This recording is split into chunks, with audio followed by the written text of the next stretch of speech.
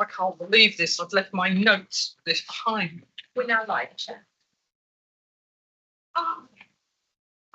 Put them on screen, but I'd actually gone through them and highlighted. Right. Left them at home.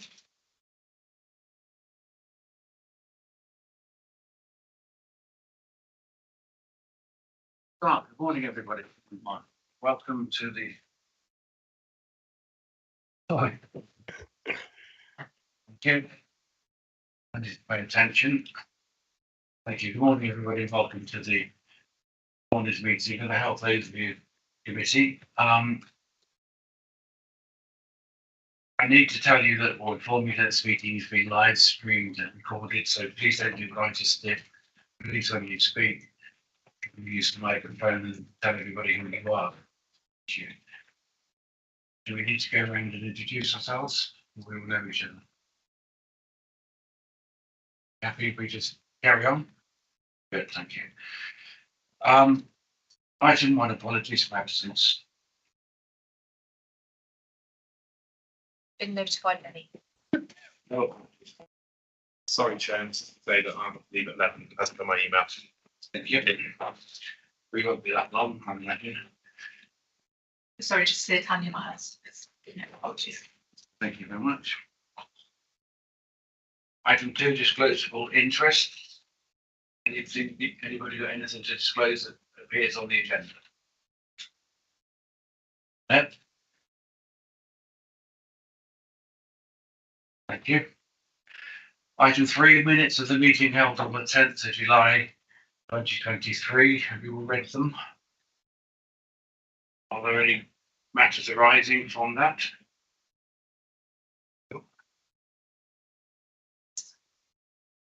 Oh, 21st of September as well, that meeting. We all read those ones. Are we all happy to accept them? Thank you very much indeed.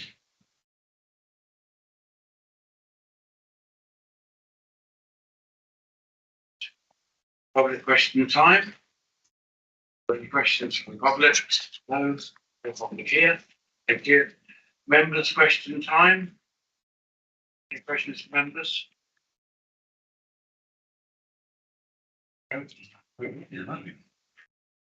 Item 6. This is the one we've all come for. Rural proofing in health and care task and finish group. Councillor Heather Kidd is going to present findings of the working group, and I'm sure you'll find it very, very interesting. Those that took part in it, everybody participated with enthusiasm. It's something that's close to our heart, especially in a rural county like Shropshire. So I'll hand you over to Councillor Heather Kidd for her presentation. Heather. Are you? Is it going to be on screen? Do you like me to share? Yeah. Well, if you can share it on screen and then take over, because I haven't got the capability here. Use your microphone, please.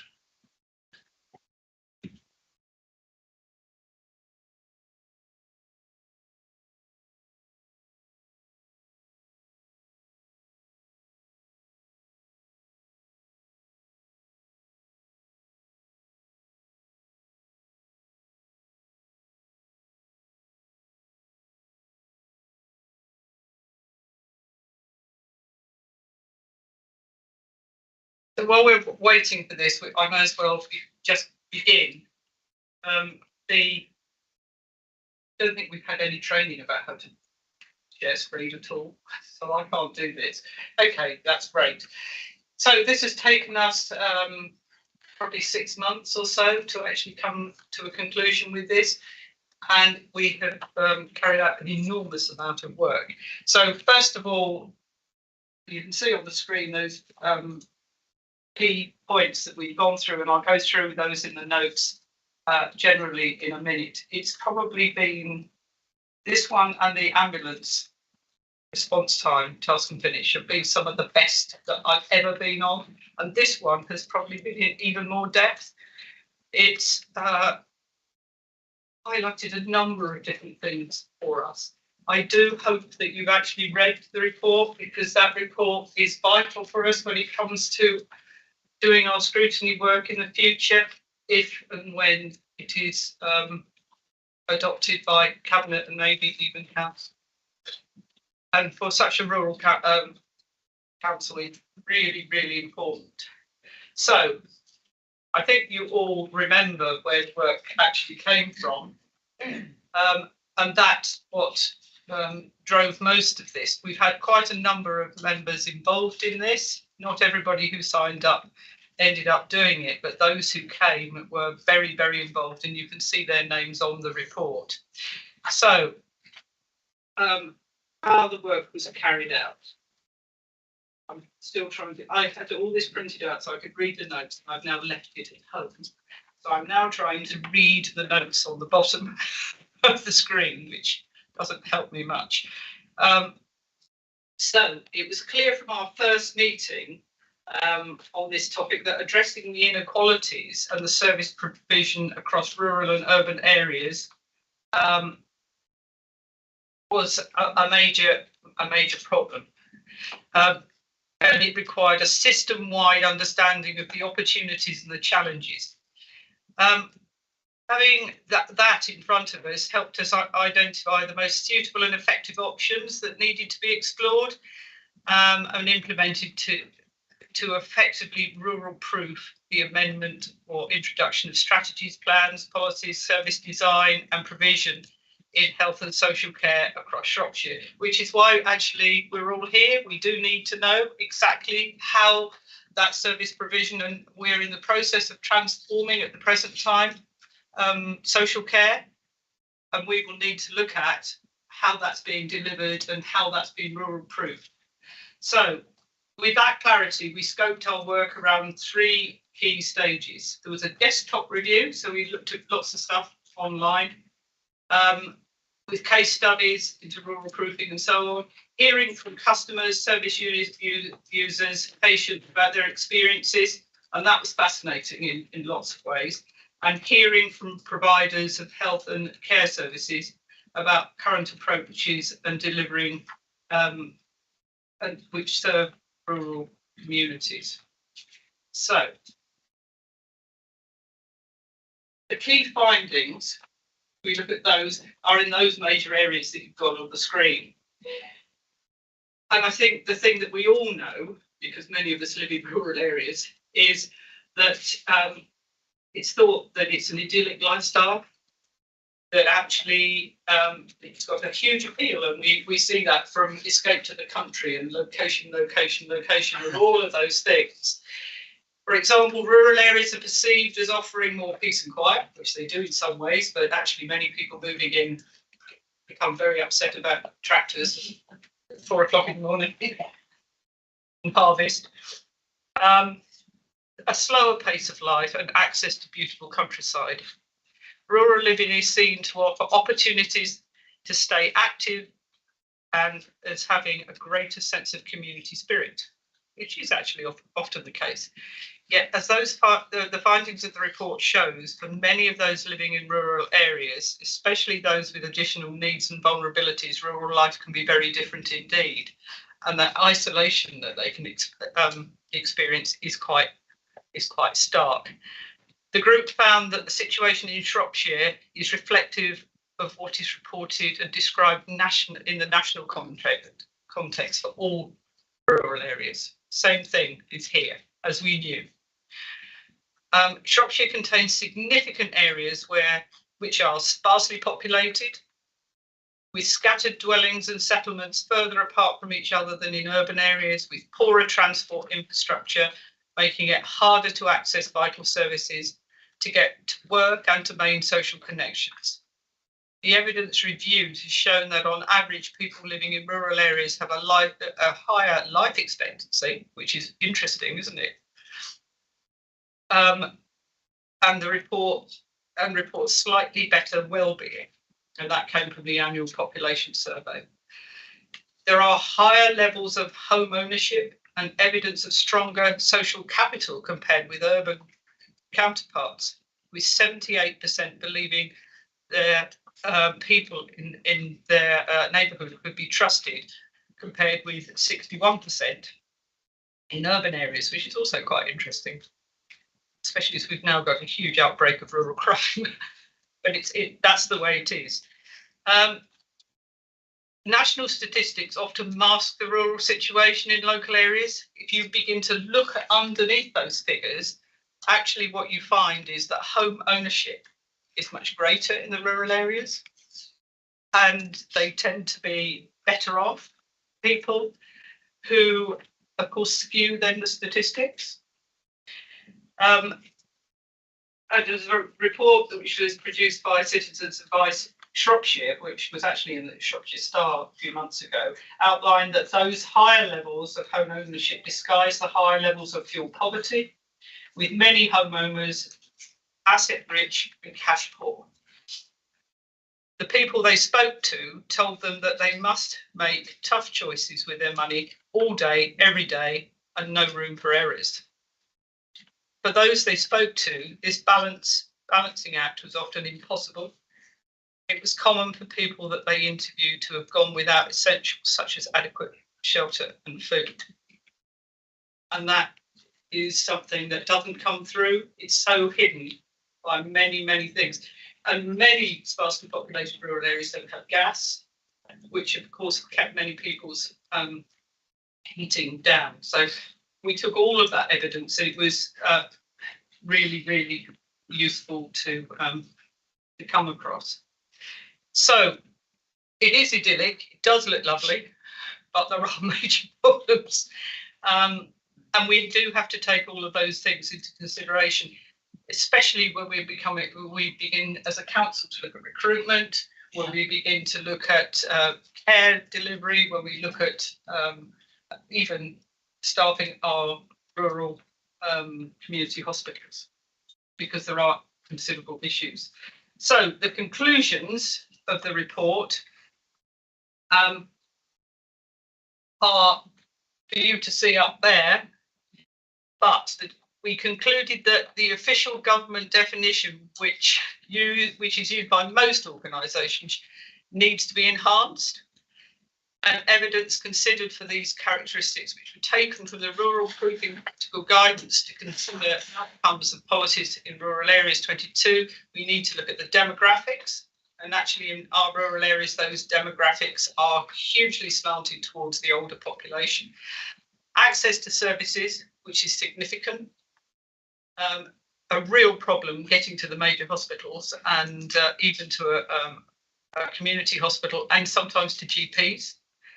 Service infrastructure, employment, which is what I've just mentioned. So the Task and Finish group have agreed to adopt the definition of rural proofing from the Rural Proofing for Health Toolkit, which is on Appendix 2 when you look at it. That comes from the Rural Services Network, which both Cecilia and the former Chief Exec of South Shropshire District Council were heavily involved in. And it's there for the UK to use.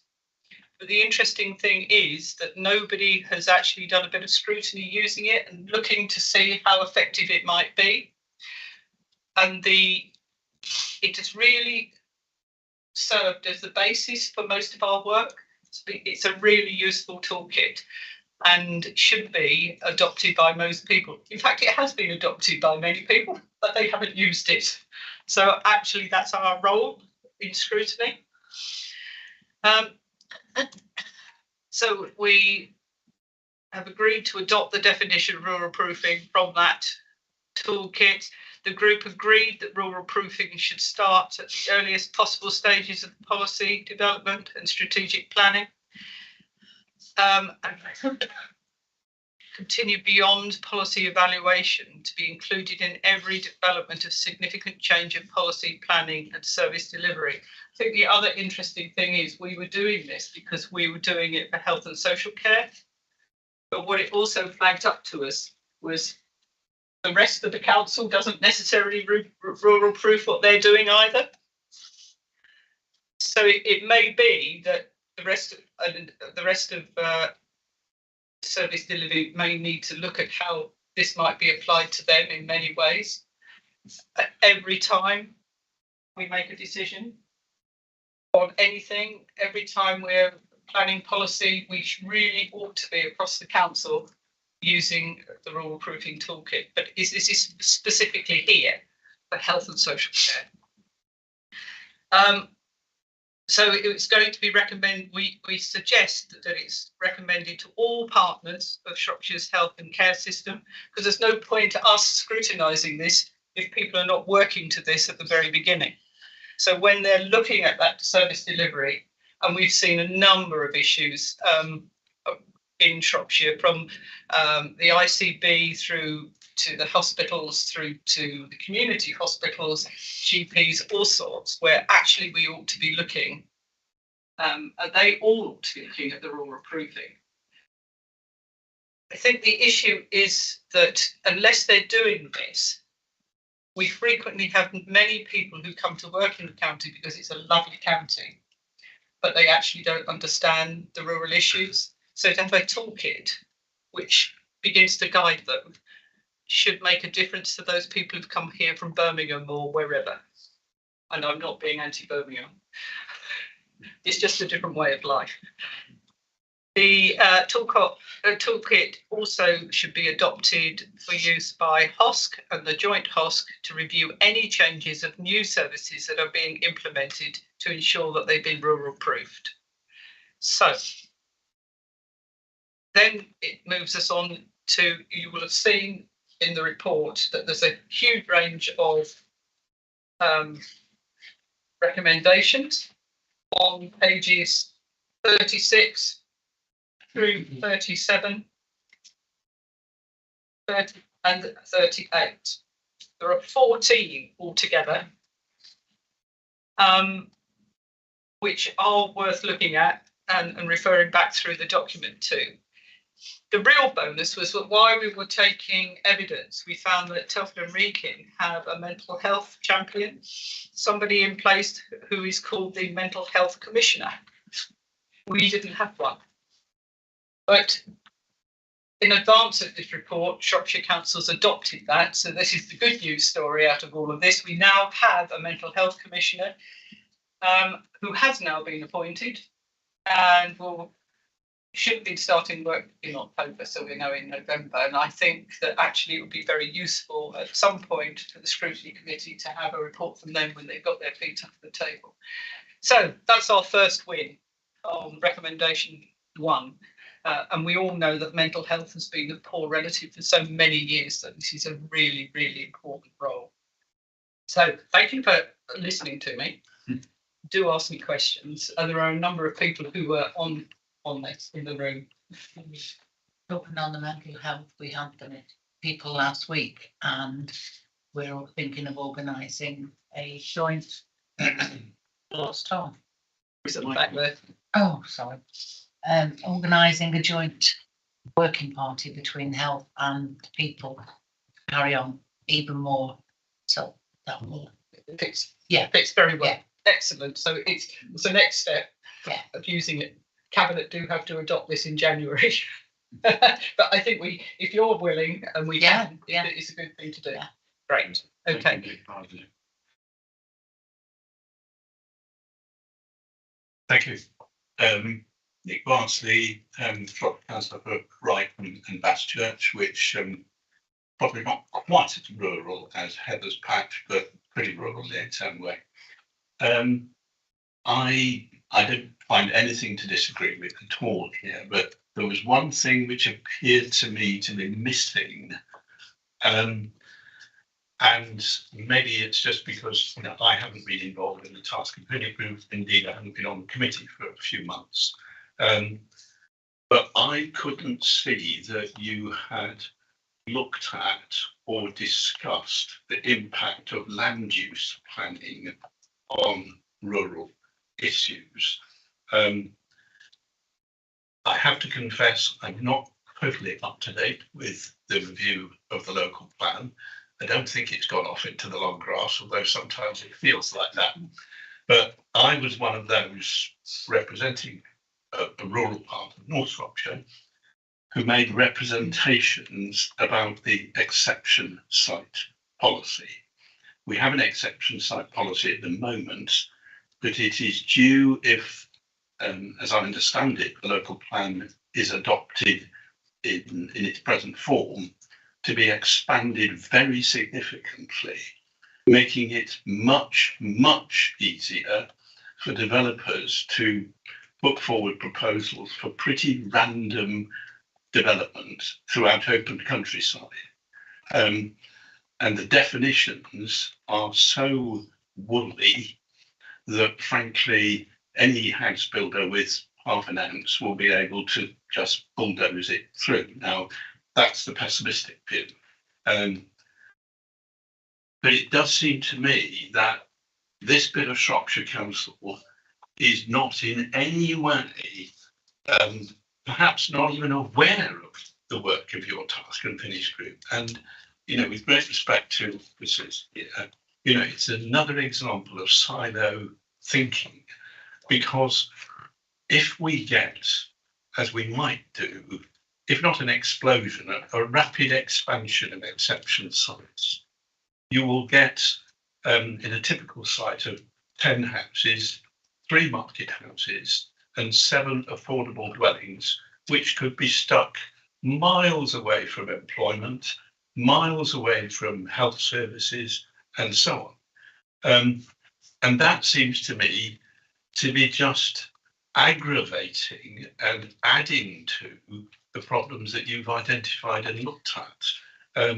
So I couldn't agree more strongly that, you know, what you're saying needs to be looked at across the board. And dare I say it, perhaps particularly at the Place Directorate, who, sorry, I will choose my words slightly more carefully, not to be on the same planet as we are.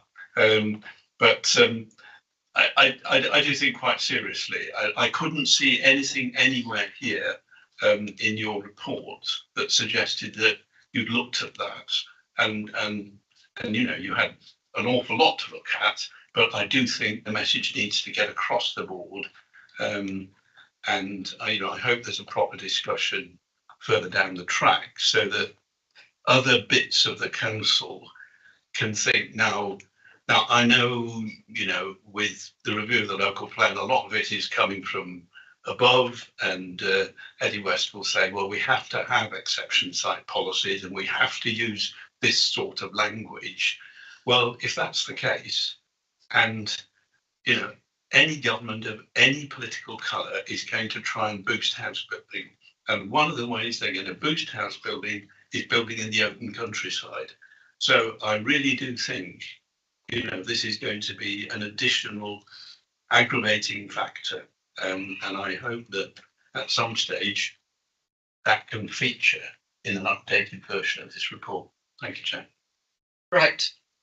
We did discuss the local You plan. did, sorry. It may not be in the report, but actually we had quite a lot of discussion about actually the impact of the local plan. But the local plan is so far down the road now that it's actually very difficult because it's there with the inspectors now. So actually changing much of that, although we could, when it comes back after the inspector has tweaked this and that and come forward with other recommendations, have a point at that point to have a look at it. But there are all sorts of issues around this, not least SIL and how it's applied locally for doctor surgeries, for all of those, for the community hospitals and so on, all that application. But it was just too late for us, unfortunately. Any reiteration or any extra planning guidance that's put in place, any SDP that's put in place, really ought to go through this process, especially for health and social care. I have views about open countryside. Yes, you're right, but actually often our planners view our villages as being open countryside, and quite frankly they will all die if you don't have any. But we need to have had that debate and we haven't. So we support you, we just couldn't do anything about it at that point, and that's part of what I was saying. Actually this needs to be rolled out to huge areas of the council, not just for us, because many of the services we deliver have implications to health and social care, not least the local plan, but also leisure centre provision, which is health and wellbeing. There's a huge range of different services, library provision, lots and lots of them. But we would struggle to keep to health and social care as it was. But you're right. There's absolutely right. The best will in the world, we're not going to get improved bus services to some of these areas. So it totally conflicts with the other bits of the local plan, which talk about getting people out of cars, when actually the only way they can get to the school, the only way they can get to the doctors, the only way they can get to work, let alone the only way they can get to work, is by having a car. And we do agree, Nick. There are lots of issues around this, but there's a whole sustainability issue that is part of the argument as well. So as I say, we didn't do that. I think Jeff would agree, because we can't affect the local plan as it is at the present time. What can I say? We did discuss the local plan, and we did Yeah. raise the topic of what happens when areas for development are identified. How does that trigger health? Yeah. We know it triggers schools, we know it triggers transport and so on, but how does it trigger health? And that's something that we need to look at and address. And I think this is ongoing work. This report is so far is such a good report. It raises so many questions, and we need to take those questions further and investigate them deeper. And one of them is as you say, development in the county, and how does that affect local health issues and provision of local health facilities. And also key worker dwellings in areas where people can't afford to live. It was all part of our conversation. Because actually finding somewhere for carers to live in many areas is really, really difficult. So there's a raft of work there. And I think the other thing is that there were a number of different things that actually we would recommend to go on, not least the mental health stuff, but also access, which is about bus and transport, which it also is about development of housing for the people who have to live in the areas and work there, for us in particular, but actually for the communities they live in. So there's a huge amount of follow-on work. We could have carried on for another 2 years. So whatever you've raised is on the horizon. It's just not in the report at the moment. Yeah, thank you. Thank you. Councillor Bentinck. Thank you, Chair, and thank you, Heather. This report is very welcome and very high quality. I was going to raise the topic of housing for people in rural areas that deliver precisely the services that we were alluding to, but Councillor Bardley and Councillor Kidd have discussed those. My question is actually to the Director of Public Health with regard to some of the schemes that are mentioned in the report, and they are the pharmacy access scheme and the targeted enhancement recruitment scheme for trainee GPs. And I wonder how much that has been identified for Shropshire and what the volume of enhancement has been. So, thank you for the question. That's a question that I will happily take back, if that's okay, to the ICS, who are obviously responsible for commissioners for pharmacies and GPs. And I think that would be a helpful, in the light of this report, to a helpful suggestion for the ICS to bring back and say, have we actually looked at that through a rural proofing lens? And it's probably a first instance where we can test some of this out. Certainly, in terms of the pharmacy needs assessment, we do map provision across the county and have to do that in a regular occurrence. And at the moment, that is deemed to be acceptable. But I think your point in how, as we go forward and we do that piece of work ourselves, but the ICS, particularly in commission service, can be ensured that we do that through a rural lens. So I think that's a good example, and I'm happy to take that away to the integrated care system board and ask them. Thank you. So whether the ICS would adopt this policy in its own provisions. We will be asking the ICS to do that. It's part of the recommendations and so on that we do that, but all of our partners. So whether it's Shropcom, Sath, the ICS in general, because the ICS has that overview strategy, and of course public health, because it's really important. And we have, as a committee, HOSC as a committee and Joint HOSC, raised the issues around pharmacies many times. and we have a government that keeps saying that you can go to your local pharmacy rather than your GP. Well, community pharmacies are few and far between in many rural areas, and you have to go to a main town, so you may as well go to A&E. So there are lots of issues around that, and I'm sure we will be looking at that again. Right. Thank you. Oh, sorry. Apologise.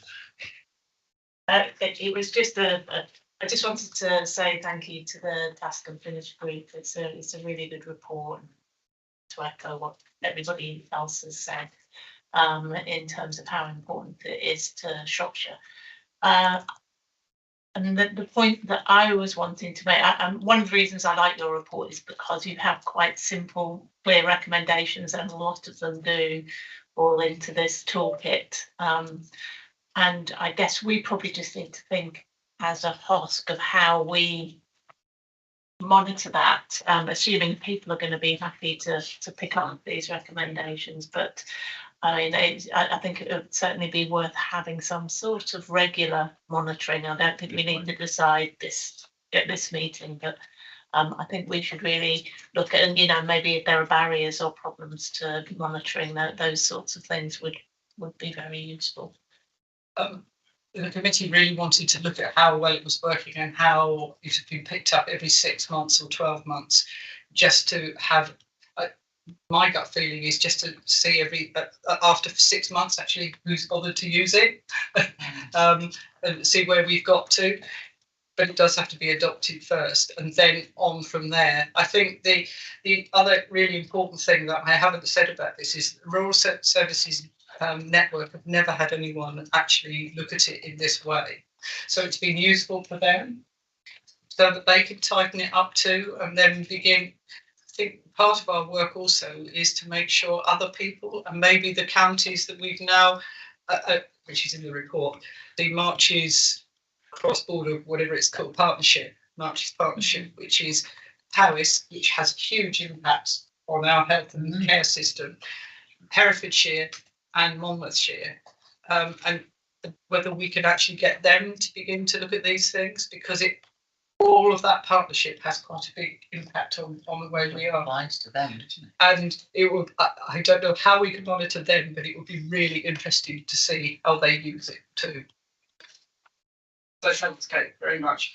And I think we need to thank the Rural Services Network for the bones of this. But we have got so much evidence around it now, and it's the evidence, the triangulation, the picking up all of that, which I must say Sophie has been incredible at sifting and keeping us in the room, as it were. Thank you. Councillor Towers. Thank you, Chair. And just 2 points to it. I think this is a really important report. I've been very, I think, privileged to be part of it, because it expresses quite a lot of the stuff that I've been picking up in our part. Well, I know Shropshire very well as a whole county, so I do understand the problems of the south as well. But it is really important that it goes forward. And I think you just alluded to it, actually, Heather, in the fact that if this is picked up and adopted and goes through, this is actually leading on national levels. This could be through local government association, things like that. So I appreciate what Councillor Bars has said as well about the local plan. There is a meeting that I think I'm part of that planning group as well with Eddie, and I think there's a meeting this next week, and it is, as I understand it, it has only got to section A with the inspector. The examination of sites, section B, hasn't even started yet because there's been other technicalities. Yes. So there are places to discuss, I think, and Ironbridge came up quite a lot, and supplementary planning documents were mentioned quite a lot, and whether that's the way forward. But I do think, like climate change, I've been trying to influence onto that local plan. This ought to be something that filters all decision making. In other words, every decision it ought to be there in policy for us as a county, as councillors, to appeal to a planning committee and things like that. It's really quite critical. And the other thing, final thing, was you referenced the mental health commissioners again. This gentleman that we understood when we had a meeting last week online, it's only a temporary role at the moment. and we need that to be confirmed. That would be good if it became permanent. If it seemed to be a good thing, as we think it is, that it would be actually made a permanent role and not just a temporary one. I think it was 6 months. I mentioned. And I thought you would have thought it had been made permanent now. I'm not sure. Do you know? It's still temporary. It's still temporary. Unless basically. I'm to take that and confirm it. I thought it had been made permanent, but I'm happy to take that aside. It was temporary. I just thought they then made it permanent, but I'm not. Anyway, and we had asked actually if we could speak to them about their role and so on at some point. So Yeah. I think that would be really, really important for a boss meeting just to see what they do. Well, Peggy's committee is going to do a joint working party, so I mean, but that can come up again because you did have the presentation from the new We did. person. Yeah. Yeah. Good. Good. Can I? I can confirm it is temporary. I had that confirmation from Tanya Miles, so it is temporary at the moment, with hopes of it being made permanent, but that is still in progress. Rachel, you wanted to say something? Yeah, thank you, and thank you, Chair. Just a couple of comments. Firstly, on the report, and just to feedback, obviously, as others have said, really detailed, excellent report, really clear recommendations, and I think what just building on Councillor Halliday's point around the governance, I wonder if with an opportunity around some of the timescales and prioritisation from the committee to help as that's once it's adopted then to be taken forward and to make sure that helps with the monitoring, I think, in terms of where you'd want to prioritise. I think just on particularly on some of the recommendations, on recommendation 3, more good news, some of that work has already started around the digital mapping around digitalisation. We've got a digital inclusion network with partners that's just been set up in September, which brings partners together who are looking at minimising digital exclusion and being more digitally inclusive, looking at definitions, what work's already in progress. So I think again it's a piece of work the committee will be very interested in and want to, as part of your progress against your recommendations, and to ensure that's going in the right direction. Just as a separate point of it, just as Kendrick as a Director of Public Health now with my Director of Public Health hat on, I've got to produce an annual report every year, and this year's annual report will also look at rurality for exactly the reasons that the committee has identified, and starts to focus on some of the issues you've raised around data, around the issues around data monitoring. When we look at outcomes, as you said, life expectancy may appear higher, but there's actually real issues in how you monitor that in rural small populations, and how do we more effectively do that going forward.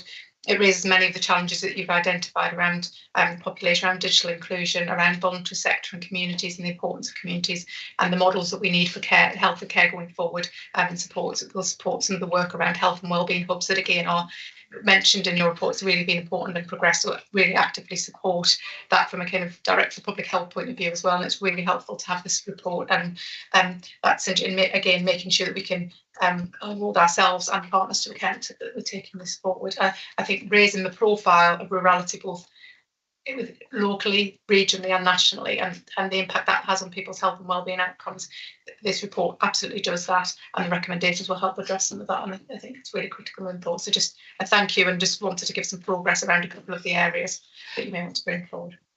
Yeah, can I just ask Rachel a question? Yes, you can. I saw some of the training going in place for the digital exclusion stuff. It didn't appear to be rural proofed. It was in the main market towns. It wasn't in areas where actually we have significant problems. And so I was concerned that it was being rolled out in Market Drayton and Bridgenorth or whatever, because yes, there are rural areas. It's just that access to those for many of the people in very rural areas is not great. It's probably a useful area to bring a report back on, actually. Yeah, it is. Because there's some additional funding and smaller groups that have been attempted to be worked with, so not just in those bigger towns, but you're absolutely right, and I think again that's why that good feedback loop is really, really important, and that's just one part of the digital inclusion piece. But you're absolutely right to raise it. There is more work, and again I think that shows that the impacts in this report and the opportunity to have those conversations. So I can get an update on that if that's helpful. Right. Jeff Anderson, Hartsford. I've been looking through the reports, and one big issue that we all know about is ambulance response times. What conclusions did the working group come up to in terms of response times? Because of course I'm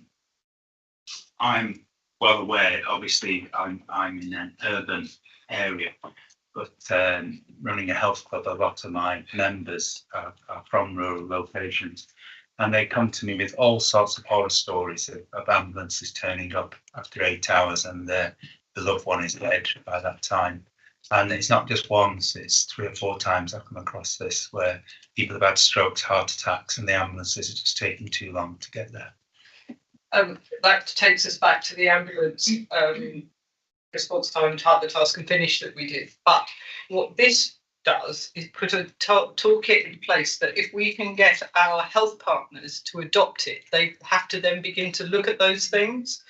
So it's a tool to actually make the ICS change the way it looks at things, the way they put money into things and so on. And yes, I know they're all broke, and yes, they're all in debt, but actually we need to change people's behaviour away from concentrating on the big population areas and begin to look at the impacts other places. And I agree with you, I've never ever had any target hit in my division at all, ever, in the last 20 odd years. And it's got significantly worse. So the best way we can deal with that is to have something that's robust in place, that we get the ICB, the ICS and so on all signed up to. So the strategy's there from them, that the board is looking at all of that. It may be difficult, it may be long-winded, but actually that's what this is about, to try and hold them all to account, yes. Rather than me being on Radio Shropshire some 20 years ago, having a member of the ambulance service when I said, so we die slower, do we? And he said, but there aren't many of you. Thank you. I think we're all aware that we've all been aware of the problems, and this report gives us some teeth and a system to be put in place so people can work to it. And as we said, all our partners need to work to it, not just the committees in this council. One thing we'd like to possibly recommend is that we know that the next step is this has got to go to cabinet. We felt that it would be beneficial if this went to the full council as well. And I don't know if people would like to agree with that or consider that, but the more people that adopt this, the more people that understand it and pay attention to it, the better. Because as I say, this is something that we've all known about, and you don't really give it the weight and consideration it needs. And this is an apparatus to help us get something done. So if you'd like, would you all agree that we take this to full council? You're in favour of that? Good. Thank you very much indeed. It's giving councillors that aren't. Oh, sorry. No, can I just make one point? Yes. Thank you. Just another thing that's leading on. We talk about silo mentality, and the council's a big organisation, even Shropshire is, and different parts. You know, you're connecting it with all the health matters. But I just get sort of also part of the public transport working group, and they're just about to start their a Connect on Demand service pilot in the Hanwood area, aren't they? As I understand it. And that's another step that group is trying to do, to start to connect things up and get a new model in place across the county. So that's a positive we want to encourage, and they need to see this report as well. I agree with that, because one of my beasts has always been where people are sent miles away for medical appointments and they can't get there because there's not a bus service, or it costs them a fortune with a taxi, or there's not a train that will take them there and bring them back within the same day, let alone within a few hours. And that's wrong. And whenever you complain about that, the answer is it's a transport problem, it's not a health problem. So that's why I think this report is good, because it does highlight to transport people we may be needing to consider hospital appointments or doctor's appointments or whatever. Because I don't think they pay lip service to the moment. I don't think it's something that they do consider when they decide when to put a bus route on, and maybe they should. So that's good. Yes, Nick. Thank you. Sorry, just a very quick comment, Chairman. I mean, it's a vicious circle, isn't it?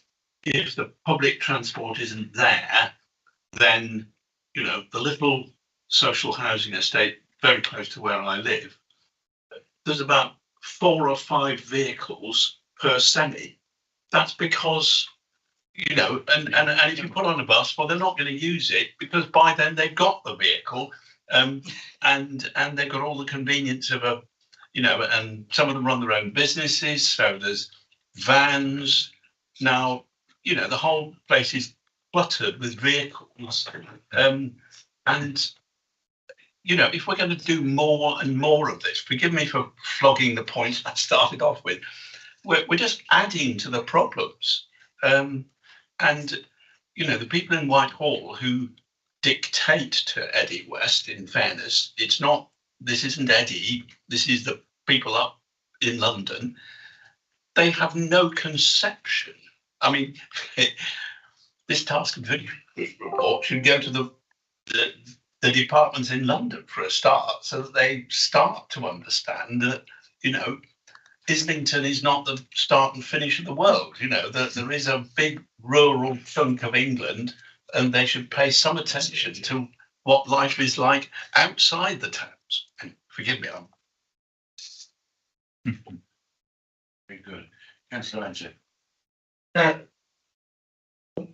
Thank you, Chair. Following on from this, from the last discussion, the integrated care system do run community clinics for some issues, for some medical problems, but I wonder whether it optimises the use of the community facilities so that less people have to travel long distances into the centres, and specialists and community services can come out to the community hospitals in order to deliver the services there. And it not only improves the service for patients, but it's also better for the environment. Let's hope so. Tracy. Sorry. I'd just like to come in. What Councillor Benjamin has just said. Actually, they're withdrawing services from our community hospitals. We had 3 consultants that would come in regularly into Ludlow Hospital. They've now been told that they can't use the space there. So there is an issue around that. So we do need to address that at some point. So rather than, we would love to encourage them, but actually they've been told that they can't go there. So there is a real issue around that, because that would help a lot with transport costs and unable to get to Telford or whatever. But no, they're withdrawing them, not encouraging them. Thank you. Councillor Kidd. And this is part of the reason this has got to be embedded across the ICS and all of the partners in health. Shropcom have just removed 2 of the Golden Hello posts from Bishop's Castle at the drop of a hat whilst recruiting, and put them into staff. And we're part of the way through. So it's about people really taking this on board and us getting it embedded. And the only way we're going to get this embedded with all of these people is, 1, for the ICS, 1, to adopt it, for us to scrutinise what they're doing and making sure that we're rural proofing everything, but also to make it much more well known and available across the whole area, not just Shropshire, so that we're beginning to have everybody thinking like it, not just us, because it is a way of thinking and it is a culture. And I'm afraid the NHS has a very interesting culture, which is all about their own, or it has been. Let's hope it's changing, because that's the whole point of the integrated care system, that we begin to integrate what we're doing. And this is one of those tools that we need to use to make sure that happens across the whole of Shropshire, but also Mid Wales, Herefordshire, and so on, Staffordshire, Cheshire, everybody that affects our health services. So there's a big piece of work making sure it's adopted by not just us, that it works and we can prove it works to other people. Yes, Rachel. Thank you. Just a couple of comments if I can. I think that's really, really helpful. I agree. I mean, this sets a strategic framework to ensure that people are considering this within the work they do, and rolling that out and making sure that people are, those kind of officers as well as members, understand that. And so I think that you've mentioned, obviously, the committee wants to take to full council, which I think is fantastic. Then how do we make sure we people actually understand that some of the officers as well. So I think across the system, as you rightly pointed out, so I think there's something in there around the training and raising awareness around this on the back of all of those committees, so people really understand this and actually start to think it, a bit like with the inequalities as part of everything you do. It was that point. I forgot. Apologies. I will. The Mark's point I will pick up, and I'm happy to take that as a way, as an action to see if there's anything I can do to certainly raise it in some of those conversations. I think the other point, there's a couple of real strong overlaps where I can see that the work of the committee would really fit into with this. So local care programme. Absolutely, is that rural proof? As that's developing, is it rural proof? Which then links into the point around health and wellbeing hubs. There's a really opportunity. Things are sometimes done in silos for various reasons or for organisational, operational needs. This is where the operational actions, can we start to bring the two together? And so I think there's a work programme under the local care, but also the One Shropshire health and wellbeing hub conversations that we're having built on the GSNA and others, of us trying to constantly keep tying that together to have an opportunity. And within those, we can really make sure that the rural element is really considered, because those are seeking to address some of the rural challenges by making things more local where appropriate and where possible within resources. So I think there's some really good work that the committee's doing where you can absolutely see this being applied, and it's making those links for partners as well, so they can understand that it doesn't stand in isolation. And I'm happy, again, I will support taking that forward. And just thinking about that highly, and others that we've just mentioned, that is a really good example of where we can do it differently, but we need to roll that out across the county in a managed kind of opportunistic and proportionate way of capacity. And I think there's some really good opportunities around that. Jeff, I can just say, one of the bits of information and the data that we used was from the JSNAs that you've done so far, because they were really useful. The data there is very, very useful, very good. Certainly for me, the Bishop's Castle one is amazing, because I've got all that data at my fingertips, but there are others. There's the Highley one, there's the Oswestry one. Yeah, absolutely. So every local member needs to look at theirs as they come on stream, because it gives you so much information about your areas, and we did use that in this. So thank you. Good, thank you. Can we move on? There are 14 recommendations here. Are we going to adopt those en masse, or would you like to go through each one and say, yes, I agree with that one, no, I don't, or comment on it? Entirely up to you. Well, Do you think we need to endorse this report? Yeah. Are you proposing? Yes, certainly. We endorse the report and adopt it as in its entirety. Yes, thank you. We're all happy to do that. Yeah. Nick, are you happy? If you are, then that's great. Because now I can say that's unanimous, so that's fantastic. And can I, as part of the people that or group that made this report, say how wonderful it was to do it. It was exciting, it's rewarding, and let's not lose that work and let's get some benefit. You know, I really do think this is a unique report, and we need to make sure that it's not wasted and people actually do something about it. And not least to thank Sophie for her work with this.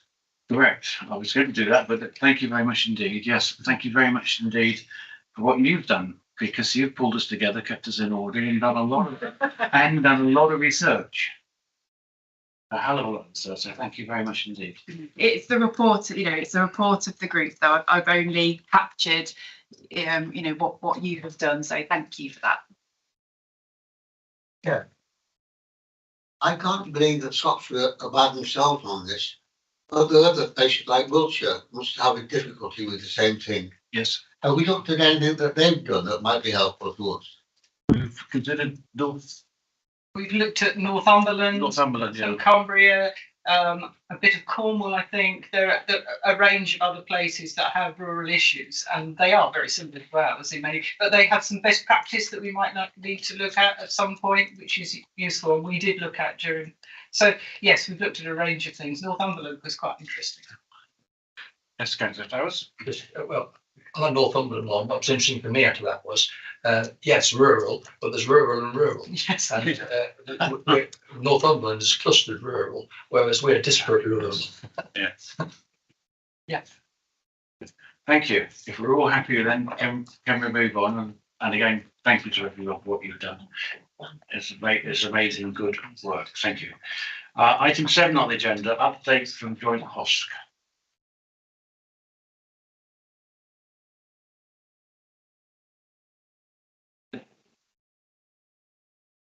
So I'll begin and then I'll just hand over to the members that were in attendance as well.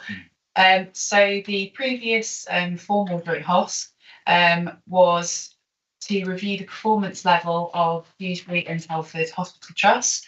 And I think it's fair to say that the committee were very pleased with the engagement and the attendance from the NHS system partners. And that the overall feeling was it was a very good baseline meeting, which will really should help inform future work of the Joint Health Over Scrutiny Committee, but clearly demonstrated that this was an area that the committee would want to keep a watching brief on, especially around the areas that were highlighted around urgent emergency care, and as they head into winter pressures and the additional work that could come, that is kept under a close watching brief.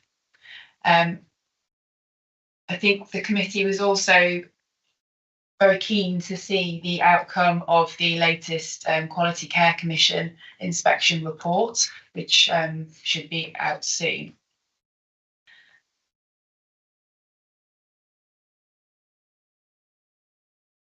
There were also issues that were highlighted by the staff attendees in terms of delays to discharge from hospital into the community, and it was agreed by the Joint HOSC that initially this could be looked at the local authority level, between the HOSCs initially and then potentially moving into the Joint HOSC if there was a feeling that this was actually a system-wide issue as opposed to it just being a local authority issue. That was what I had. If I could invite Councillor Halliday or Councillor Elmer to add anything.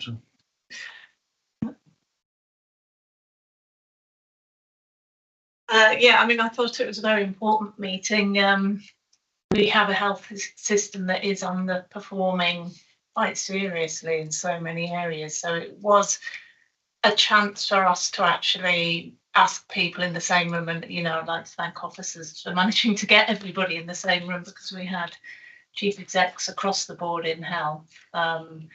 It gave us a chance to ask why that is. And I mean, I know there are issues for funding in health in rural areas, which is kind of links to our previous reports.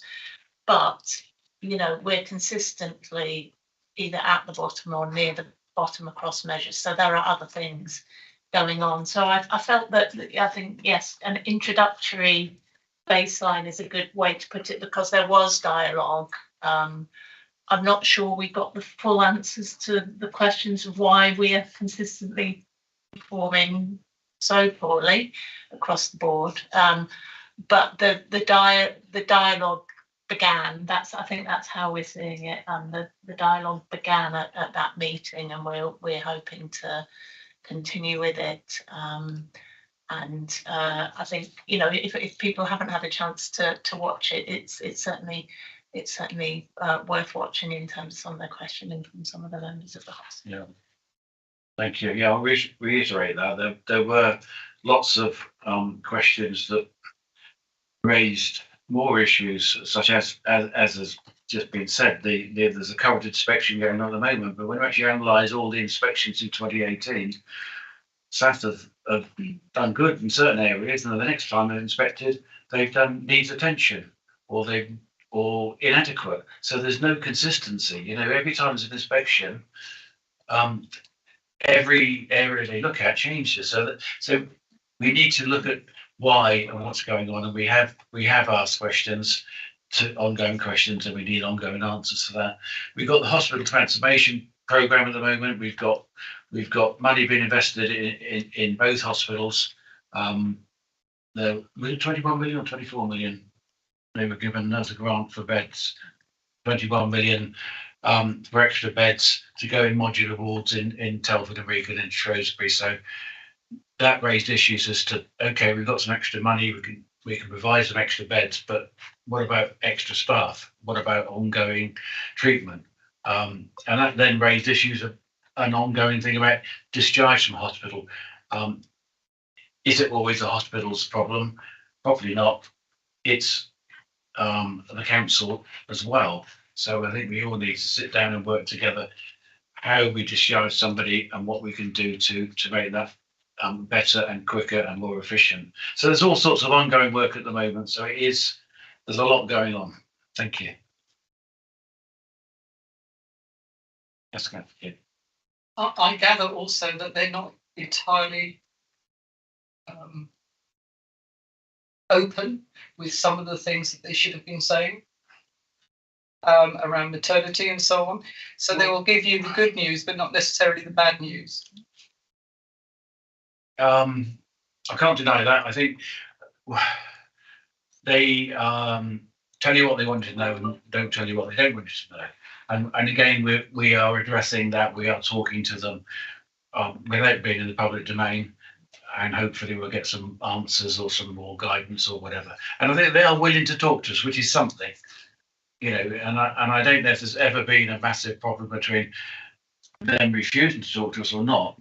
But at the moment, there is a willingness to start and move on and get something done. So that is very, very helpful. I think they've often talked to us, but not told us what we needed to know. Well, they will, because we keep asking those questions. Believe you me, we're not just letting them tell us things. There is information we need to know. We're probing. We're trying to get that information. I am Jeff, so I do know that. Yes, it needs to be flagged. That, okay. Actually. Thank you, Councillor Dacre.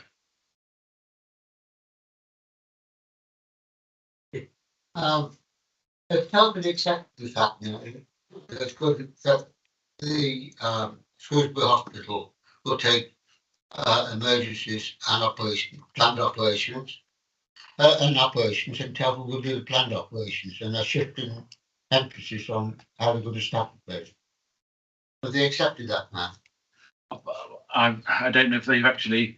I don't know if that's actually been agreed, but that was what was floated. And also, they were going to maintain, because of people complaining, they were going to maintain some A&E services in Telford, whereas they weren't originally. So I don't know if it's all been agreed, but I think that is the way it's going to go. Yes. But it seemed to be sensible at one time that we had difficulty for staffing a major A&E because of the staff, and we had to send staff to Telford and send staff to Wiltshire to Telford. Now, it would have been better if we just had them in one place and we could use the same staff. We could use, instead of the staff going to Telford and some staff going to Shrewsbury, we could have them all in the same place. It must be much more sensible to do that. Yeah, I've been advised there is an update from the ICB on the hospital transformation programme. We need to confirm that. So that is. We haven't been updated. It hasn't been agreed yet, but that's what we need to talk about. Yeah, very much so. Yep, good.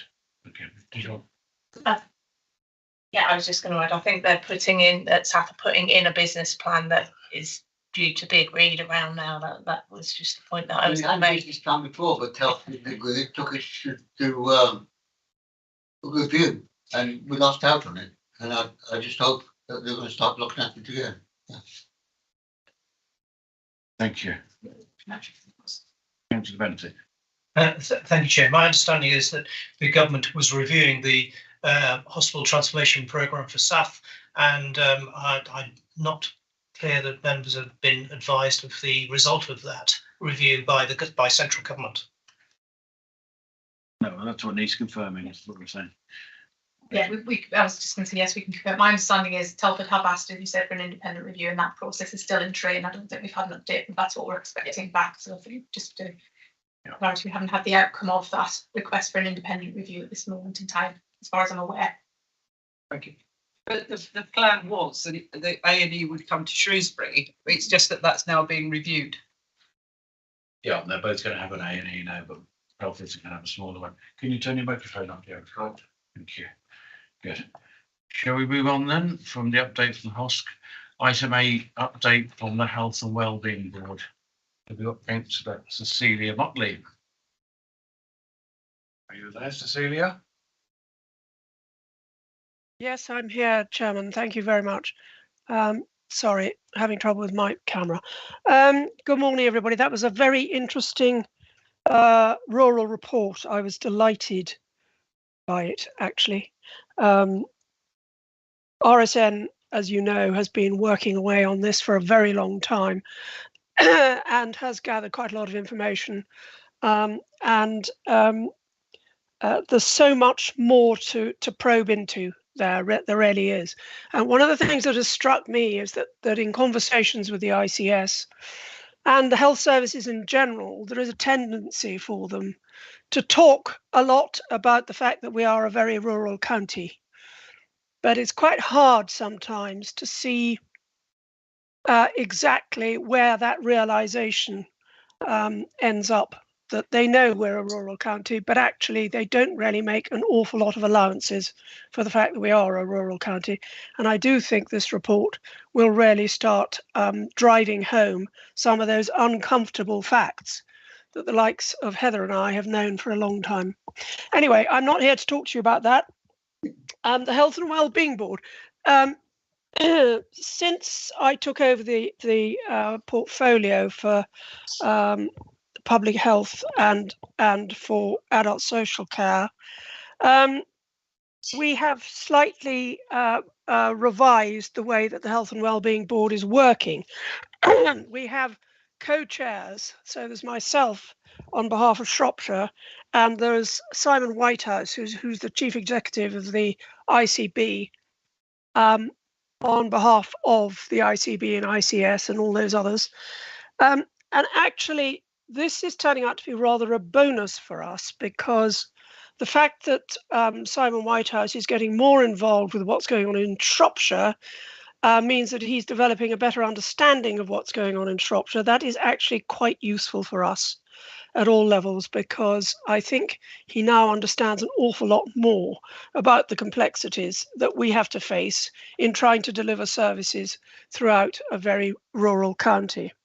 And without this arrangement, he would still be in his, as you put it, in his silo in the ICB.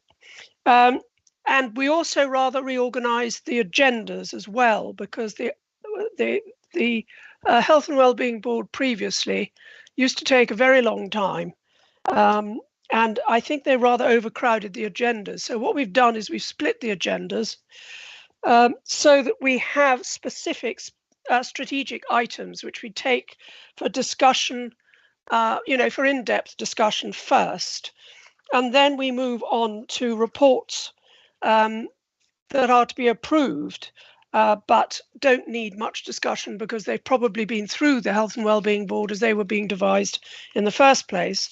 And then finally, we have a sign-off of other things, other reports which are, as it were, almost out the door and embedded in the system. And then there's always a chair's report, just to update members with anything hot off the press with regard to both Shropshire or the ICB. So in this particular case, our meeting on the 16th of November, we had a discussion from on a paper from Health Watch about complaints to the NHS and also to social care, how they're dealt with at the moment, and recommendations for how the treatment of such complaints might be improved. I think the overwhelming feeling was that complaints were taken seriously at one level, but there was little follow-up. And it's a question of trying to improve the response, and particularly trying to ensure that there is a viable follow-up. So the recommendations that came from this, after a good discussion, was to add public information to the ICS website about complaints and people's rights within the process and what they can expect, because people are very uncertain about what their rights are when it comes to making a complaint. And they need to ensure that information is clear and easy to understand, following the NHS Accessible Information Standard. Also to include the necessary contact details of service providers and the local independent health complaints advocacy services. And then all organisations in the ICS should commit to working in partnership to meet the expectations laid out in the NHS complaint standards and create an effective complaint handling system to try and promote a learning culture, welcome complaints rather than being frightened of them, be thorough and fair, and give fair and accountable responses. Then again, to involve people who have used the complaints process to develop an integrated system across the ICS, which is a good way of actually trying to incorporate the good bits and exclude the poorer bits. And then publicly report on the complaints received across the ICS, learning and actions taken to prevent similar experiences, to build public trust in the effectiveness of the process and value of feedback. I think that hopefully will start us on the way of encouraging people to make their complaints in the knowledge of who they should be complaining to, and in the knowledge also that something will be done about it, or they will at least get a coherent response to their problems. So that was that one. We then had a very good strategic housing report from Laura Fisher, Head of Housing Resettlement and Independent Living. And this is really a very good idea, because it is what Laura is trying to do is make sure that housing is linked up with the work of the ICS, so that there can be much more collaborative working and engagement. So the recommendations there were to recognise the opportunities to discuss how the system can better integrate housing within its decision making and strategic commissioning and delivery programs, and also to set up a workshop with colleagues to work through opportunities to develop better joint working. And actually, Simon Whitehouse was in the chair for this particular meeting, and his response to that was fab. And I have to say, I agreed with him. I think this is something that's been a long time coming, and I think will prove helpful. And then we'll have another look at it in 6 months' time, and to update on the work that's gone on and the progress that's been made, and have a look at some case studies and see how the working relationship and the processes have improved as a result of this. And then finally, in this section, we had a report from Jackie Jeffries of the Citizens Advice Bureau, which she's called "When the Safety Net Fails," and I think that's a completely self-explanatory title. She's asking for, and we've accepted, that that Shropshire should work towards a coordinated approach if we're to support our residents effectively. It's all about communication. And then support system design so that local services can be designed to protect people's dignity and help individuals to come forward for support. Because many individuals they're worried, they're concerned, they're shy, they're reluctant to come forward when they need help.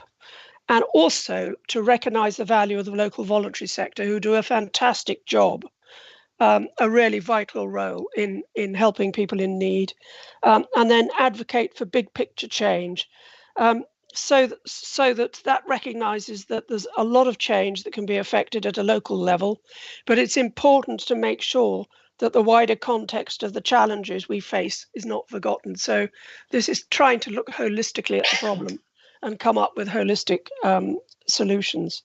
So following on from that, we had an update from the ICS from Claire Parker, the Director of Partnership for ICS.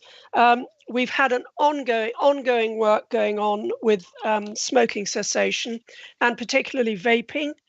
And in that particular case, we want the Health and Wellbeing Board to support the proposal for the Vaping Task and Finish Group to lead collation of responses to try and stop people from starting smoking, and particularly vaping, and support recommendations within the policy paper which Gordon has produced about the age of sale of tobacco for those born after the 1st of January 2009. So nobody born after 2009 should be allowed to to buy vaping equipment or smoking cigarettes. And then consider and endorse the current and proposed local activity related to smoking cessation plans. There's quite a lot going on about promoting new smoking and vaping information. And all that will be going onto the Healthy Shropshire web page. Then again, another very important piece of work has been going on healthier weight. And Bernie Lee has been putting together a paper on this. And so we got to the point where we were asked to endorse the healthier weight strategy for Shropshire and advise on reporting requirements, and that members of the Health and Wellbeing Board are asked to present the strategy for approval by their respective governing bodies, and also to support their organisations in partnership working to deliver the healthier weight strategy over the coming years. It's a really important piece of work, this, because as you know, we've got a big problem with weight in Shropshire. Rachel did a bit on the prevention framework. We had a very good prevention workshop a few weeks ago, very well attended, and really set us on the path to put together a draft framework. Rachel, I don't know whether you want to pick up anything on that. You probably already brought it to this meeting, but just in case you haven't, do you want to? Yes, and I think this is really timely. So I think the committee will be hopefully really interested in this piece of work and would want to consider how you want it to be brought through this committee. So obviously prevention is particularly important. We've been talking about that for a number of years within Shropshire. But prevention means different things to different people. So one of the things we wanted to do was help define prevention. It means different things to different partners, depending on who you're talking to. The second bit was to really make the case for change for prevention. We all know that we want to see that shift, that preventing things before they happen is all secondary prevention where we've already got people are in need, but there's other things we can put in place to support people. So we talk about prevention, talk about the case for change, but we wanted to develop a framework for how we approach being more preventative as a system. So through the work of our Integrated Care Partnership, of the Health and Wellbeing Board and other partners, we've been looking at our approach to prevention, which is, as you would expect in Shropshire, very much embedded in communities and that community-based approach.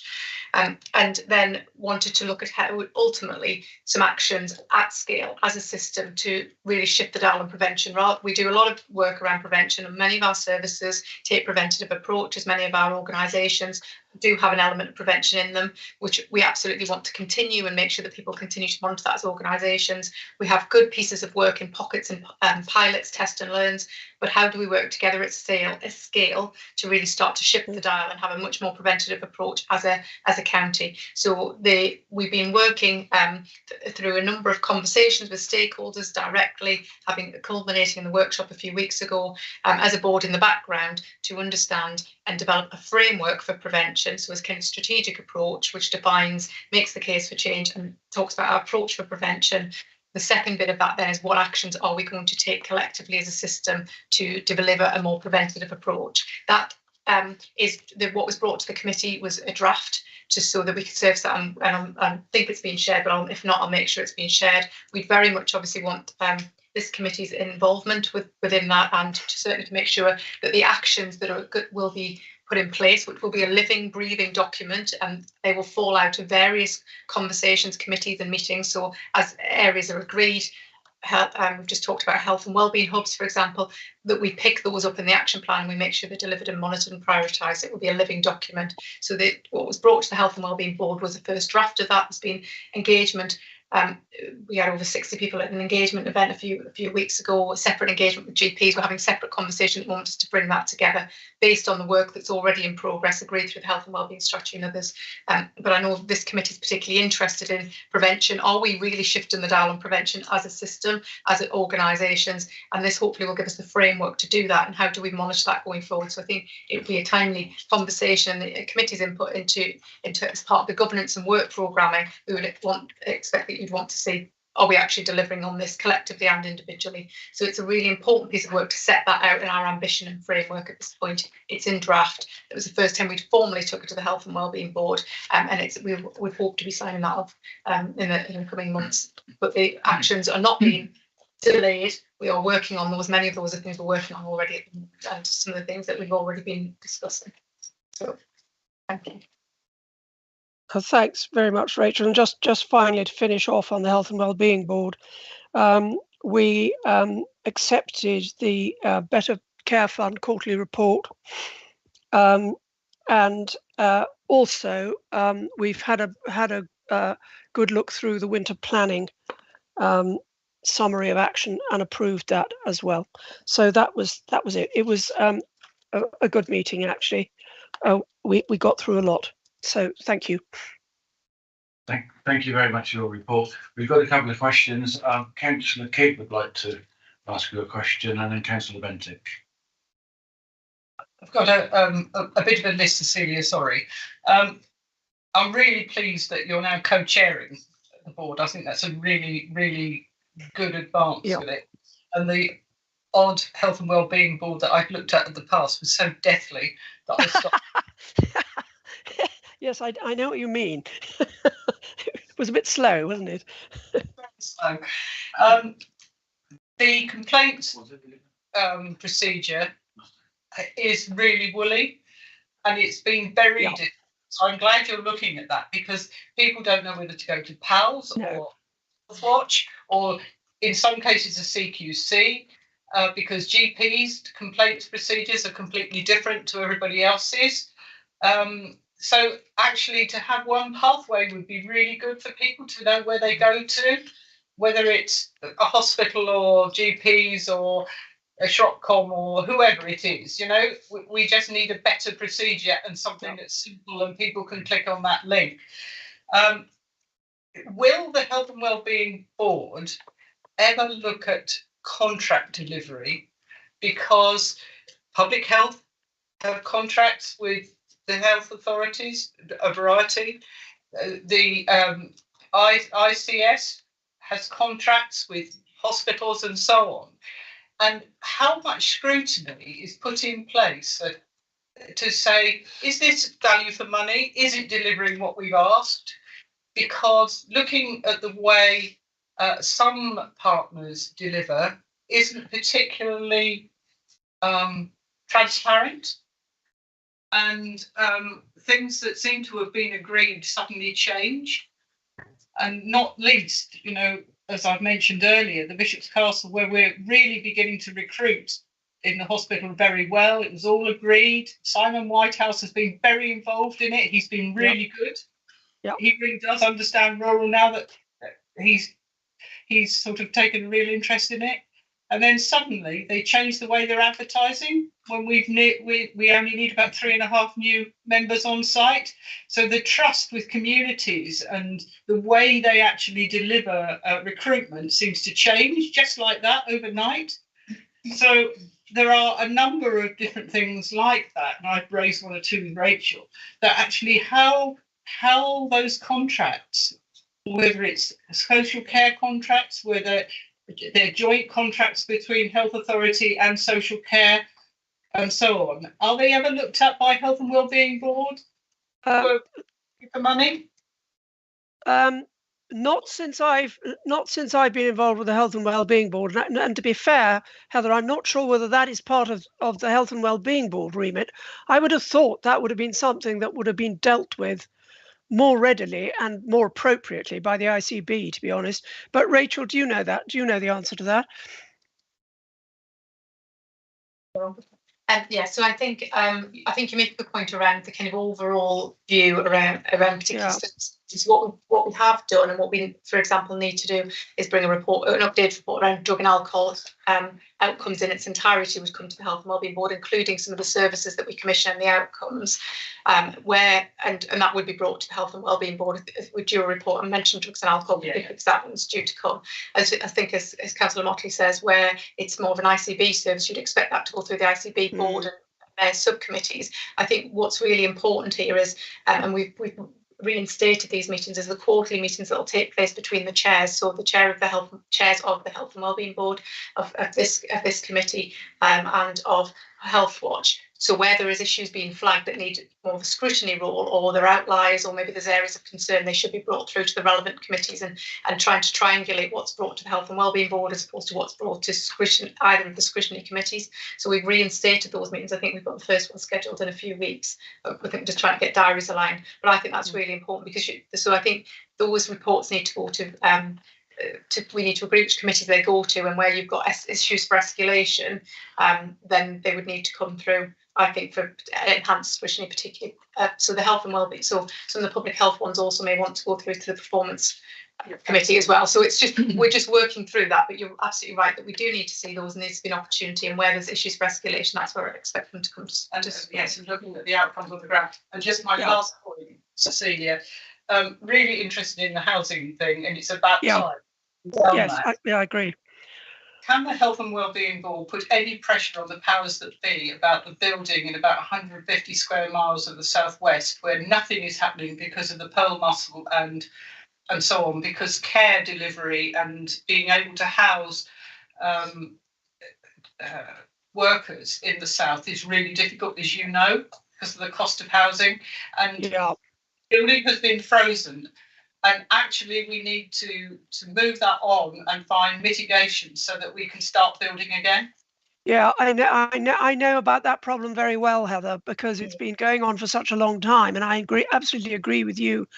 It would be a bit of a long shot, I think, it coming through health. But I thought that was coming under the purview of the River Severn partnership.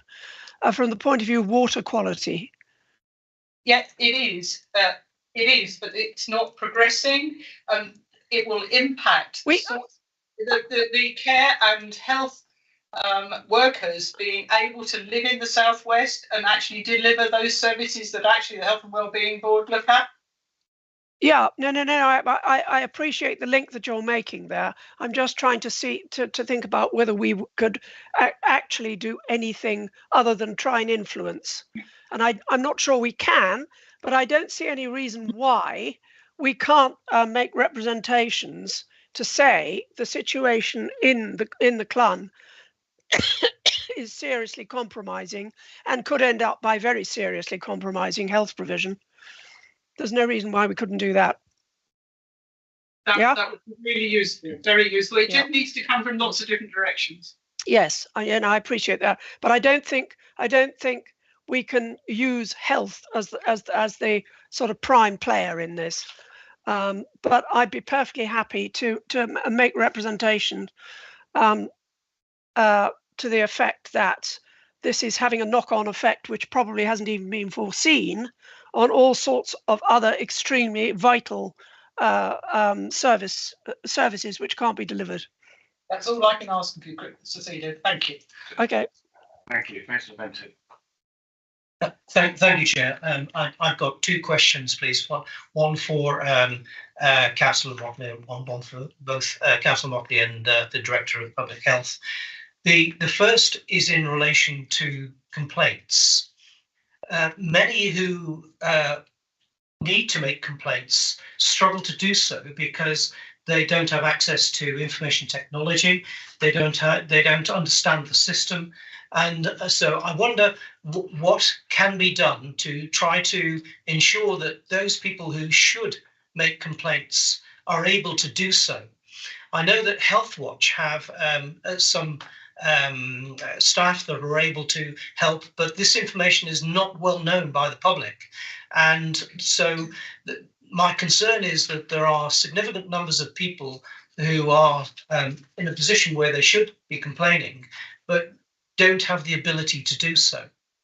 Well, Councillor Bentinck, that's I think one of the reasons why Health Watch brought this report forward in the first place. I absolutely understand what you're saying, And I would agree with you that people are very confused about who they go to complain, depending on which part of the health service they've been involved with or been using. So that's basically why this report came forward to the Health and Wellbeing Board. We will certainly make sure that it goes forward to produce, or we'll certainly in our meeting with the Health and Wellbeing Board, Health Watch, when we get together with them, we will find out from them how they are proposing to do just this, to enable people to make complaints as simply as possible. Thank you. My second question is in regard to vaping, and clearly there's a great deal of concern about vaping in many quarters. I wonder whether the Health and Wellbeing Board is in discussions with those that permit licensing of premises for vaping on the basis that some of these establishments are located in close proximity to schools, particularly secondary schools, and others where there are young people who are quite likely to be tempted into them. And we're all aware of the rapid increase in the number of young people who are now vaping and sadly becoming addicted. And the evidence is that about 25% of those will then go on to smoking. Do you want to, so just to pick that up, yeah. This group has been established absolutely to look at two things. One, how we can, well, several things, but one is how we can respond to some of the national policy and do that collectively to have a strong voice as one Shropshire, and that includes representatives from licensing and trading standards, as well as various colleagues that are involved in that and the ICS. I think your point around local actions and what we can do locally again is something that we're picking up on. I'm happy to take that back and to get an update on that recommendation and look at more how we can lobby nationally, but also what practically can we do. And there's been some work around getting information out to schools and making consistent messages for parents and trading standards themselves, some of the enforcement activity. So there is some local work and action plans. And again, I'm happy to sort of share that report and bring that back through, because you're right, it's what we can do as well as what we can lobby for nationally. It is a great concern, I think, to the Health and Wellbeing Board, and the simple messages, for example, vaping is not for children, and how we get those messages out to make sure that the right support is in place in schools as well, because that was one of the issues and gaps that was flagged. Thank you. And just to follow on from that, the Chief Medical Officer has, of course, recently pronounced quite strongly on vaping and smoking, basically says that if you don't smoke, don't vape. And so that he has also had a great interest now in trying to help this particular problem. And with regard to local issues, perhaps you and I could discuss some local areas that we might look at. Good, thank you. Councillor Harper, sorry. Thank you. I just wanted to ask Cecilia and Rachel if they'll be aware of the Connected Housing project in Ludlow, which was seen as the flagship project for refurbishment of 113 houses in probably the second largest area of deprivation in Shropshire. This has gone on to another work, seriously pear-shaped. The contractors have walked off site, leaving residents of 17 void properties. We now have residents in houses that have no heating. They've got electricity cables running through the properties. They have holes in their doors. They can see through into the next net door, the next house to them. They have major damp. They're sleeping. I've got a mother sleeping with 3 children on a sofa because their bedrooms are running with water. Now, Connectors are refusing to speak to me. They won't communicate at all. They sent a letter out last Friday to inform the residents. They apologised for the situation they're in and said that they had dismissed the contractor and they were now putting that back out to contract. Now, putting it back out to contract, this could take months and months and months. What I'm asking is, does the Health and Wellbeing Board and Public Health have any power to bear here to say to connectors, what are they going to do in the interim? We have, going into winter, to have no heating in your property that's running with damp, to be sleeping on a sofa with 3 young children, and this is not 1 or 2 properties, it's 117 properties here. We have 17 empty void properties. All the work, none of the work is complete. There's not one bit of work complete. They have gaps in their windows that are, the wet rain is coming through. They have, where they have taken the new front doors in, the bricks have come out and they've left gaps like this, and it's all the rain and the water and the electricity, you know, cables running through the house. Now this, I had to take it to the newspapers, I had to take it to BBC News. I'm really interested. This is now going to hit national news because these people, I met with one mother who said, I'm a single mum, I live in social housing. Of course, they're not going to listen to me. I'm a second-class citizen. Well, this is not right. You know, they have no voice, so I've had to become their voice. Surely somewhere connects us.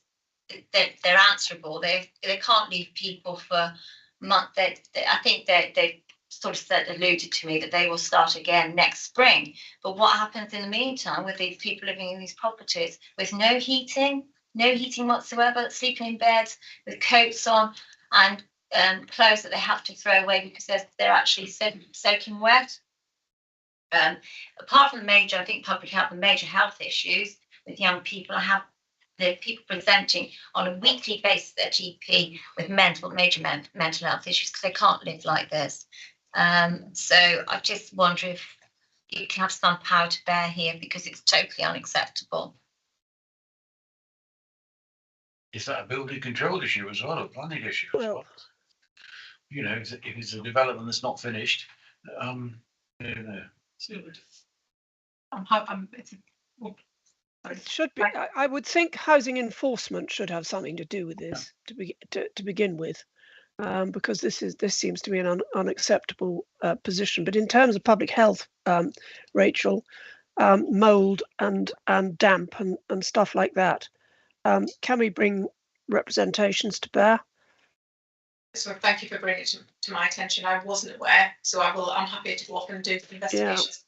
Who is involved? I think, as you said, housing absolutely would be involved in anything. From an environmental health point of view as well into those conversations. If you just do anything you want to send me on that, and I'll have to take it. It's spoken to Laura Fisher, so she's very cross about it. Next to not communicating. So I'll pick it up with Laura outside committee then. Thank you. Yeah. Thank you. Thank you. Need to move on.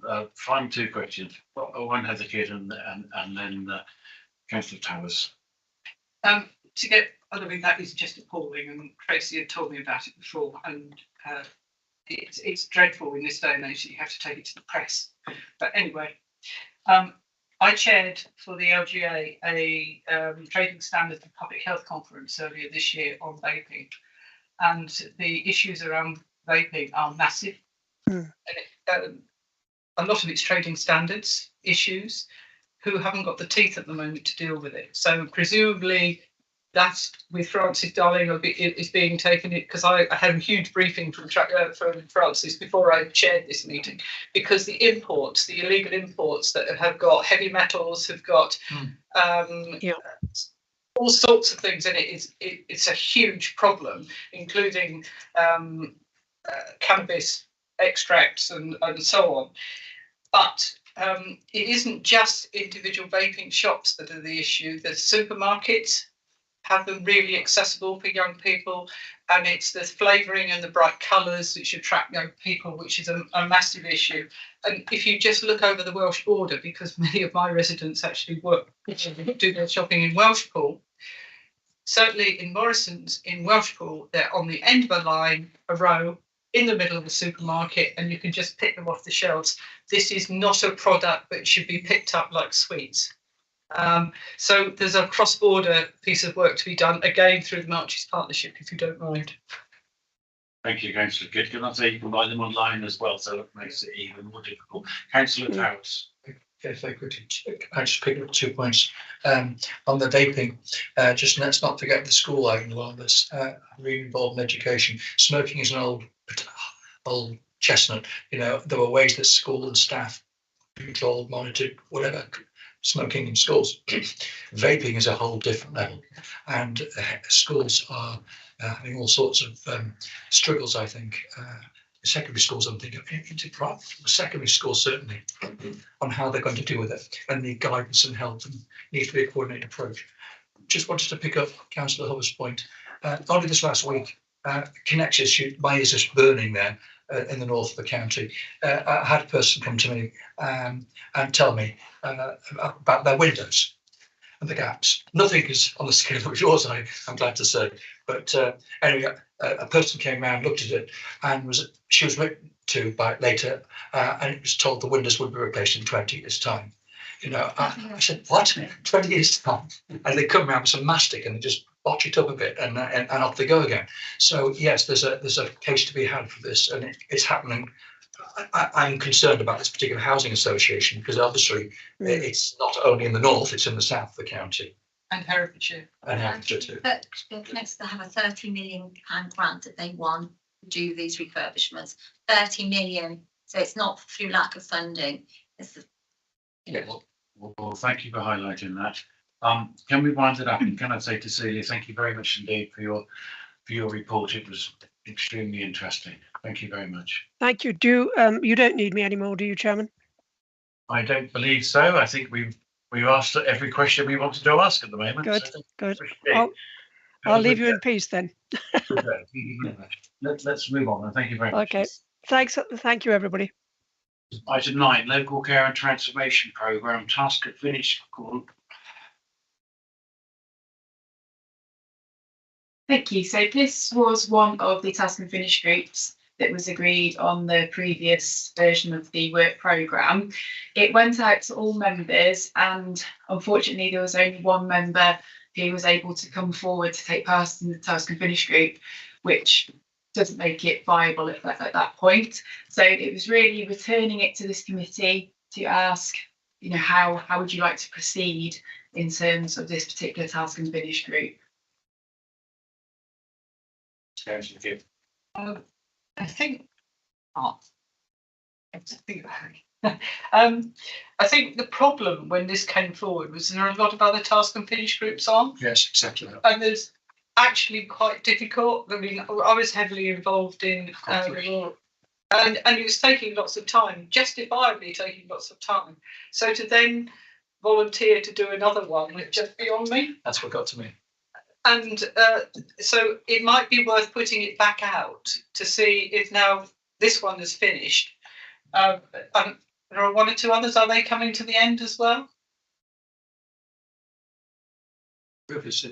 Across the committees more widely, there's some that have just got underway really. So the one that's coming to the end, most recently here will be the morality report, so you know intimately, and the river quality task and finish group as well. So those two are coming to an end. There's at least 3 others that are then continuing. Another possible suggestion was that this piece of work be undertaken in a slightly different way, and that because there is a lot of activity that we understand coming forward with the primary care network, that this item be moved back into the spring meeting in April, and that the primary care network work be brought forward to January, so that the committee could work through some informal briefings in a similar way to has been done with the Joint Health Over and Scrutiny Committee, where it would mean the committee working together rather than it being a task and finish group sent out to all members, working together via Teams meetings so that they're more flexible. So hopefully they're more able to be fitted in with everyone's schedule, working towards then the January HOSP meeting to be able to understand more about the primary care network. And it was in particular understanding more around the estates plan and the system access improvement plan. So that was a possible other alternative way forward. And to invite people to come and talk to us at those meetings. Yes, so doing work with NHS partners in those informal briefings, working towards meeting with them in the January session. So can I come back on that? I think that's a logical way forward, because the informal joint hosks are really very useful. So yes, I wouldn't object to that. Can I just add another bullet point to this, which is what we should be doing? How about rule proofing what they're doing?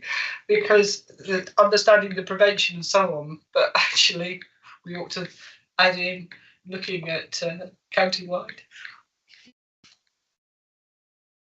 Yes, Kate.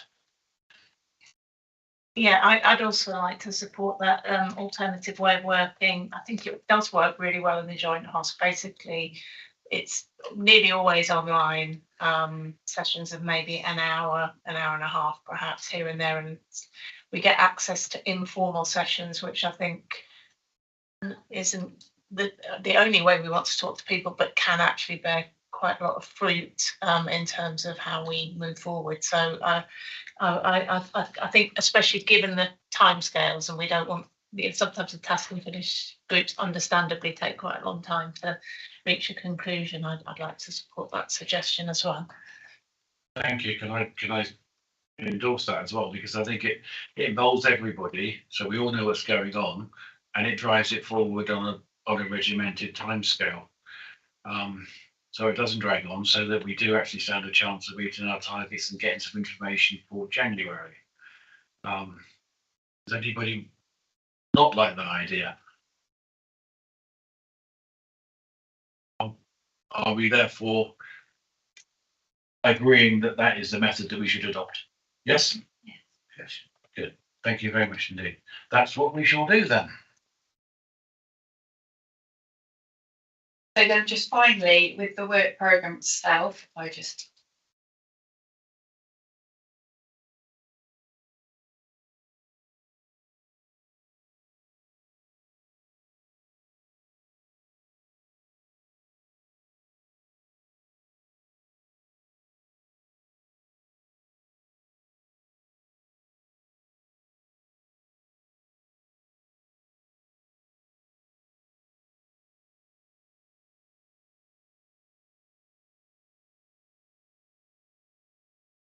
So this is the work programme as was agreed at the last meeting of the HOSC. So the rural proofing in health and care and task finish group has come to yourself today as was planned. So that's absolutely on track, and we'll progress now to cabinet in their January meeting on the 17th. Then, so the local care programme has already been discussed and will therefore just slightly move places. So it still remains within the work programme at the moment, but moving to the spring meeting date in April rather than the January one. So the primary care development needs will therefore move forward to replace that. So looking to be scrutinised in the January session. And then the other area, which has already briefly been discussed by Councillor Mullock, was the sort of mental health aspect.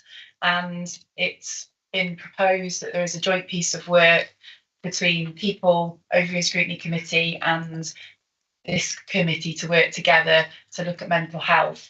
The particular item that came to the People Committee was children and young people's focused, whereas what was recorded here was more of a holistic whole view, system-wide view of mental health. So it may just be that perhaps not now, but when it comes on to a future meeting, just to consider how you might want to achieve that and be able to look at both areas in sufficient detail. So that would still mean that the committee has a full work programme mapped out for the year ahead. And in terms of the briefings to support that, there was the ones that we had. Sorry, it's hidden behind my camera. The ones that are already laid out in terms of supporting those to be delivered, but some additional ones that have been raised through discussions today, I think would be a bit more of an understanding around discharges and local authority perspective, as well as already heard some of the NHS perspective around hospital discharges and also prevention from the piece that Rachel and Cecilia discussed from the Health and Wellbeing Board. So if the committee were in agreement, I could add those onto the briefing list agenda. I need to say, do we all agree to that? I think it's a good idea. Yep. We're all happy to do that? Yep. Yes? Thank you. Yes, we do agree. Thank you. Then I'll update that ahead of time for the next one, and we'll start to look at forming those informal briefings for the primary care network focus. Thank you. Good, thank you. I believe that's it. So thank you for coming. The date of the next meeting is 10 AM on the 29th of January 2024. Seems strange, but have a nice Christmas and Happy New Year. And keep safe. And thank you very much indeed once again for coming. That completes today's meeting. Thank you very much indeed.